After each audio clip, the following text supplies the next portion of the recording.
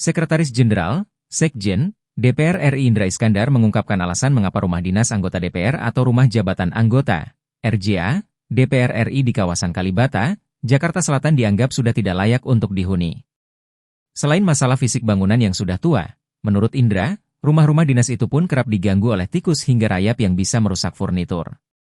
Kemudian bila terjadi hujan, menurut dia, air dari aliran Sungai Ciliwung yang tak jauh dari perumahan itu pun bisa meluap. Dan kalau hujannya lebih besar lagi, masuk rumah. Tapi memang biasanya hanya semata kaki lah, kata Indra saat mengecek langsung kondisi RJA DPR RI di kawasan Kalibata, Jakarta Selatan, Senin, 7 Oktober 2024. Saat pertama kali tiba, Indra pun langsung berkeliling mengecek situasi lingkungan di Blok B perumahan RJA tersebut.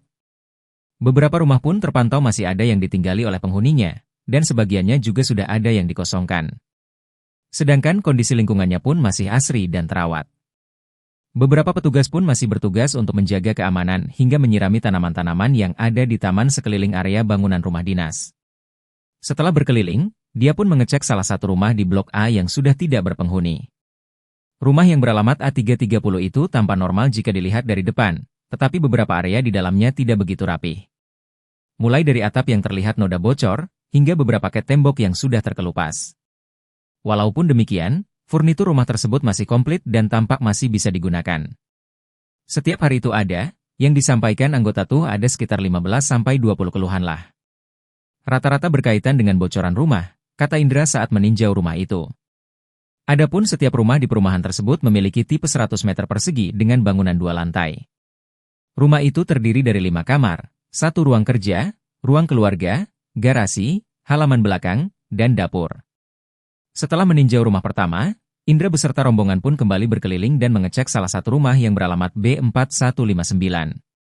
Kurang lebih, rumah itu pun mengalami kondisi yang sama dengan rumah yang pertama dikunjungi. Menurut dia, pihaknya pun sejauh ini masih memproses penyerahan aset tersebut kepada negara melalui Kementerian Keuangan dan Kementerian Sekretariat Negara.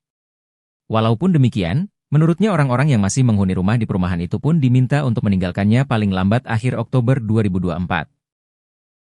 Keluhan yang utama sebenarnya di samping bocoran dan kerusakan plumbing dan juga saluran, macetnya saluran gitu ya. Hal lain lagi tambahan mungkin ini juga yang sulit diselesaikan yaitu masalah banyaknya tikus dan yang paling parah adalah berkaitan dengan rayap. Terima kasih telah menyaksikan berita terkini dari sinarharapan.co. Saksikan terus konten-konten menarik lainnya.